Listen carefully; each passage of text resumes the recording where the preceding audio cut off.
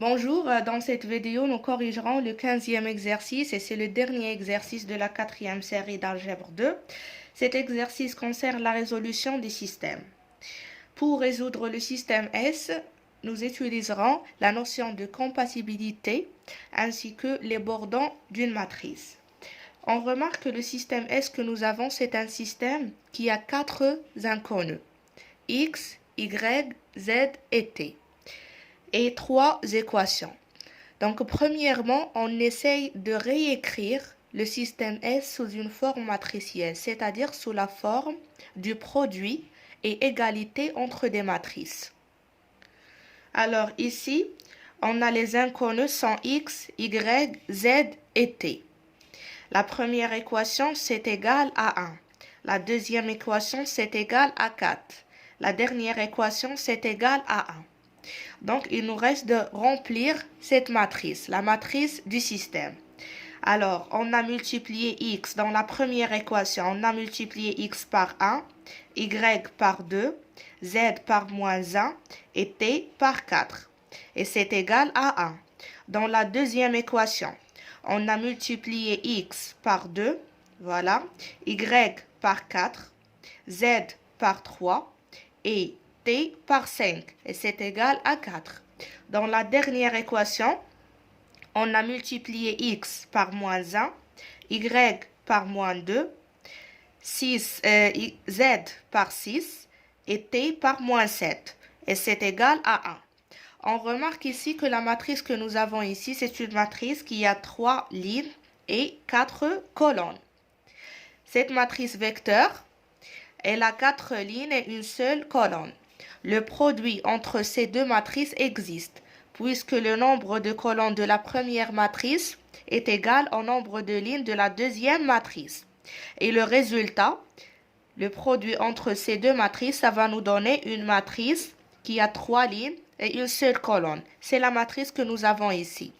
Donc, on arrive à réécrire notre système S sous la forme matricielle A fois X fois B. Avec A, c'est cette matrice. C'est la matrice A. X, c'est le vecteur des inconnus. Et B, c'est le vecteur suivant. Voilà. Le système que nous avons ici, AX plus B, la matrice, est un système où on a une matrice qui n'est pas une matrice carrée. Alors, on cherche à démontrer que ce système AX égale à B est équivalent à un autre système qu'on va noter A'K X égale à B avec A'K sera une matrice carrée. Et si la matrice A'K est une matrice carrée, on peut appliquer Cramer s'il s'agit d'un système de Cramer. Pour utiliser l'équivalence, on va utiliser ce théorème. Ce théorème dit que si le système AX égale à B est compatible, je souligne compatible, alors il est équivalent au système d'équation principale. L'équation principale A'K x est égal à b. Maintenant, qu'est-ce que ça veut dire le système AX égale à b compatible? Le système AX égale à b est compatible si et seulement si déterminant de la matrice AK, ici les AIJ avec IJ différentes de K, ici le vecteur B. Avec AK, c'est quelle matrice? AK, c'est la matrice, voilà, c'est la matrice extraite d'ordre K dont le déterminant est non nul. C'est-à-dire lorsqu'on calcule les déterminants extraits de la matrice principale que nous avons A, les déterminants extraits d'ordre K qui est inférieur ou égal à l' entre le nombre de lignes et le nombre de colonnes, et on trouve que le déterminant est différent de 0.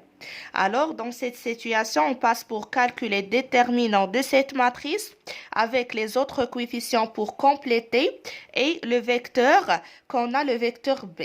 Et si le déterminant c'est égal à 0, alors on déduit directement que le système est compatible. Dans cet exercice, ce déterminant va représenter le bordon du déterminant de A2. Qu'est-ce que ça veut dire le bordon?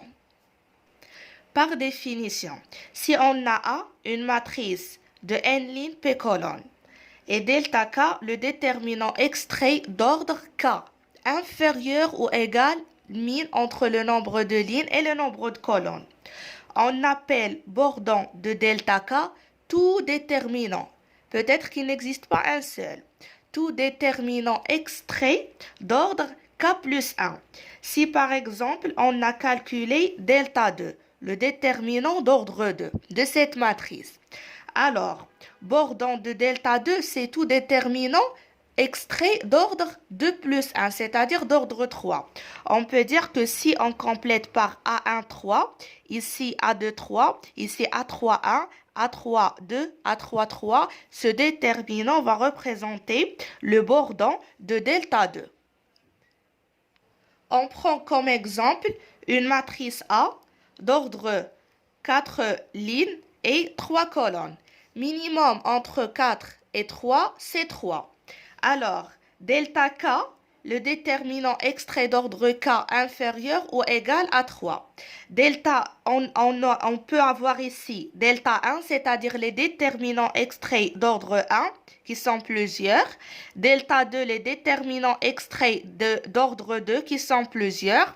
Et delta 3, les déterminants d'ordre 3, qui sont plusieurs. Alors, le bordant de delta K d'un déterminant d'ordre soit 1 ou bien 2, bien 3, est tout déterminant extrait d'ordre K plus 1. Par exemple, si on prend delta 2, un déterminant d'ordre 2, le déterminant de cette matrice A2. Prenons delta 2, c'est le déterminant d'ordre 2 associé à cette matrice A2. Donc, c'est le déterminant de 2, 0, 0, 1. Voilà, déterminant extrait d'ordre 2. Maintenant, les bordants de delta 2, les bordants de ce déterminant sont les déterminants d'ordre K plus 1, c'est-à-dire d'ordre 2 plus 1, donc d'ordre 3. Voilà, on a deux déterminants extraits d'ordre 3. Vous pouvez remarquer qu'on doit garder ici la matrice A2 et on complète. Ici, on met par exemple 2, 2, 0, 0 et 5, 0. Alors, on a complété pour avoir un déterminant d'ordre 3.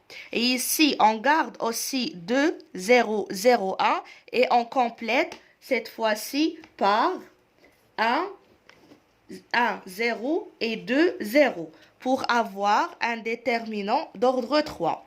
Donc, I3 et J3 sont les bordants de delta 2. Alors, on commence pour notre matrice du système A par calculer les déterminants extraits d'ordre 3 parce que 3 c'est le min entre 3 et 4 parce que la matrice A elle a 3 lignes et 4 colonnes et de voir est-ce que les déterminants extraits d'ordre 3 sont tous nuls ou bien il existe un déterminant non nul. Mais d'après l'exercice 6, vous pouvez revoir la vidéo concernant la correction de l'exercice 6, on a trouvé que les déterminants d'ordre 3 extraits de cette matrice sont tous nuls. Et après, nous avons calculé le déterminant d'ordre 2. Le déterminant d'ordre 2, on a pris le déterminant de cette matrice A2. De coordonnées moins 1, 4, 3, 5. Alors, on a trouvé, ça nous a permis de dire comme le déterminant est différent de 0, que le rang de la matrice A, c'est égal à 2. Il s'ensuit que le rang de notre système, c'est égal aussi à 2. Ça veut dire qu'on peut garder deux équations principales avec deux inconnues principales. Et les autres inconnus vont jouer le rôle des paramètres. Comme je viens de dire, d'après l'exercice 6, on a calculé le déterminant de la matrice A2. C'est le déterminant de moins 1, 3, 4, 5, c'est égal à moins 17, différent de 0. Alors, comme le déterminant est différent de 0, on passe pour calculer le bordant de delta 2. c'est-à-dire le déterminant ou bien les déterminants d'ordre 2 plus 1, c'est-à-dire d'ordre 3. Dans notre situation, on a un seul déterminant, c'est-à-dire qu'on a un seul bordon d'ordre 3 de notre système. Voilà, on prend alors la matrice suivante, A2 de coordonnées -1, 3, 4, 5 et on étudie la compatibilité du système. Comme j'ai dit dans le départ, le déterminant de cette matrice, c'est le bordon de A2 par le système. Alors, dans l'équivalence, on a AX égale à B compatible si et seulement si déterminant de AK. Donc, on doit garder AK. Voilà. C'est-à-dire, dans notre situation, c'est la matrice A2. Voilà A2. Cette matrice, je note ici A2. Voilà AK qui est A2. Par suite, je pose ici les AIJ avec IJ différents de K. Donc, d'après notre matrice, on prend les AIJ 6 et -7 pour compléter la matrice. Et par la suite, comme on a ici le vecteur B. Donc, dans l'exercice, le vecteur B, c'est 1, 4, 1. Voilà, 1, 4, 1. Donc, le déterminant de cette matrice, dans notre situation, c'est égal le bordon de delta 2. Le déterminant, c'est égal le déterminant suivant en faisant apparaître des zéros. Pour avoir 0 ici, on fait la ligne 2 plus 3 fois la ligne 1. Et pour avoir ici 0, on fait la ligne 3 moins, ou bien c'est vrai, plus, c'est juste, plus 6 fois la ligne 1. Donc, on garde la première ligne.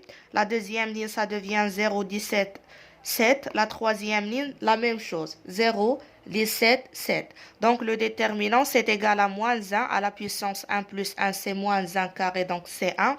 Multiplié par -1 fois le déterminant, 17, 7, 17, 7. Donc, ce déterminant, c'est égal à 17 fois 7, moins 17 fois 7, c'est égal à 0.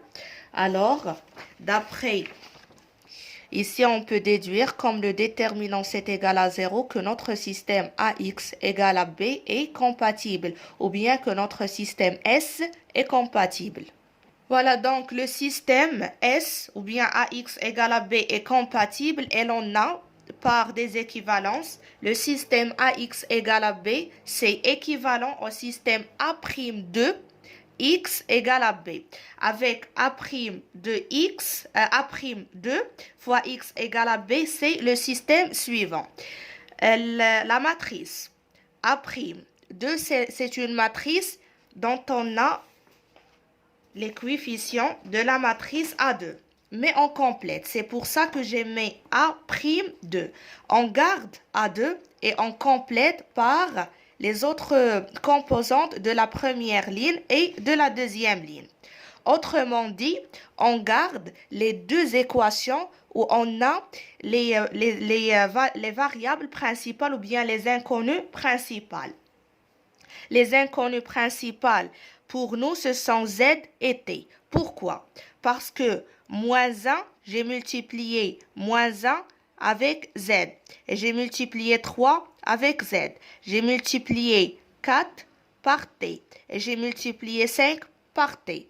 Donc, voilà, par T. Donc, les variables principales sont Z et T, Z et T. Alors que X, Y vont jouer les rôles des paramètres. Donc, on doit garder ce système où on a les inconnues principales avec les deux équations x plus 2y moins z plus 4t est égal à 1, 2x plus 4y plus 3z plus 5t est égal à 4. Donc, comme je viens de dire, x et y, ce sont deux paramètres. Donc, je garde ici tout simplement z et t dans ce côté et aussi dans ce côté z et t. Alors, on obtient que moins z plus 4t, c'est égal à 1 moins x moins 2y. Et 3z plus 5t, c'est égal à 4 moins 2x moins 4y. Donc, d'après ici, on peut voir que z, c'est égal à 4t moins 1 plus x plus 2y. Et on remplace dans la deuxième équation 3 fois z par 3 fois facteur 4t moins 1 plus x plus 2y plus 5t, c'est égal à 4 moins 2x moins 4y. Ce qui est équivalent à dire que z, c'est égal à 4t moins 1 plus x plus 2y et 17t est égal à 7 moins 5x moins 10y. Donc, t, c'est égal à 1 sur 17 multiplié par 7 moins 5x moins 10y.